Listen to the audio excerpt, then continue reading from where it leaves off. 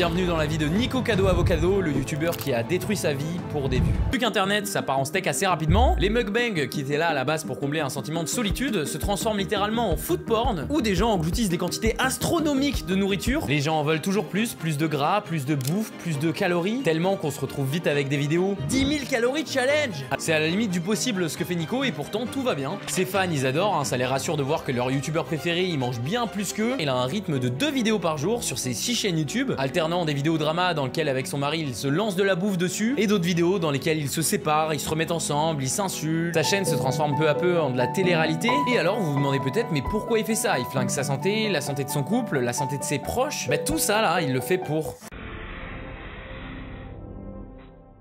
Où va tout cet argent? Bah il va là-dedans, dans ce magnifique penthouse de 2,3 millions de dollars à Las Vegas qui lui sert à... Watch everyone struggle and be poor.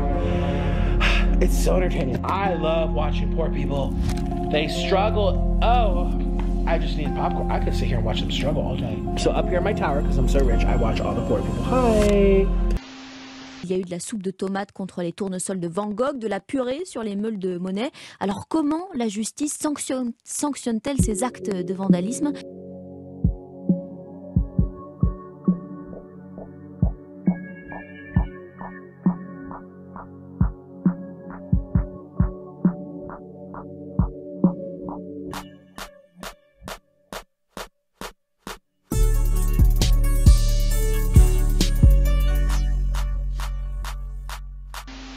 Et je me sentais tellement dans une sorte de safe place en fait avec des personnes non binaires, des personnes trans, des personnes noires, des personnes obèses comme moi parce que je suis en obésité, des personnes gays, enfin il y avait de tout en fait. Le chemin est long en tant que femme noire, le chemin est long en tant que femme grosse, en tant que femme oubliée de la société, oubliée de la culture. Nous y sommes, papa. Les amis, laissez-moi vous présenter Michèle Lamy, la grande prêtresse en charge, elle, de la section dépravation, mais dans la fashion industry. Regardez donc cette dame et dites-moi très honnêtement et très franchement qu'elle ne ressemble pas à une sorcière. Et regardez, j'espère que je vais pouvoir vous passer ce petit extrait, comme toutes les stars lui montrent un respect vraiment inexplicable. Là, on nous a pour la première fois mis en prime time sur la 2 les Jeux Olympiques handisport. Voilà. Et j'ai ressenti en regardant ça un sentiment de malaise. Et je le dis bien, je refuse de m'extasier sur ce truc-là.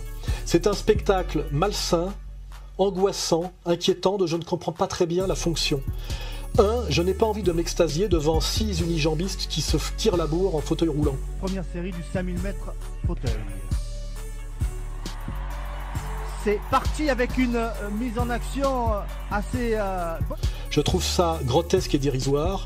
Qui veulent bien le faire entre eux, c'est leur problème, c'est leur choix, mais je n'ai pas envie de voir ça en prime time sur la 2 avec un journaliste sportif qui me dit que c'est génial à voir. Effort maximal maintenant des concurrents de cette première série du 5000 mètres. Kim Gyu-dae qui fait un bel effort, il aura fait une belle course. Hein.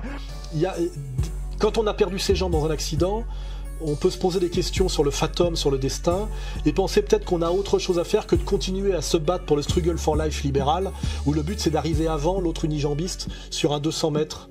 C'est un peu grotesque, on peut peut-être se tourner vers la philosophie, vers la musique, voilà, vers quelque chose effectivement qu'on peut faire parce qu'on n'a plus ses jambes et qu'effectivement on a du temps de concentration supérieur à celui effectivement qui est mobile.